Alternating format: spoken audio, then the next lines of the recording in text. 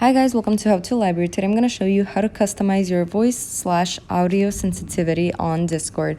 So first things first, we're going to need to go to our Discord profile. For us to get here, from here, we need to look at the bottom 5 icons and we need to click on the icon that's on the bottom right corner with our little profile picture. So we're going to click on that.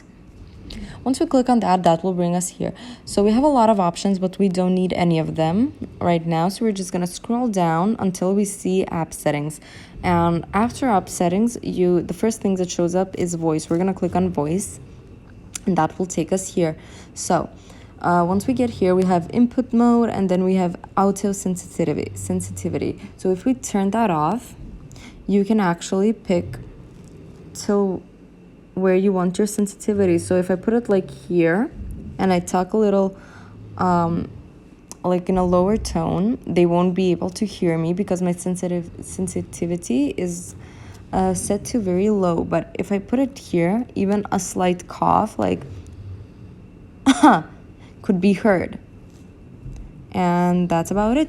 Thank you for watching. Do click the like button if this video helped you, and subscribe to our channel for more helpful videos. Bye guys.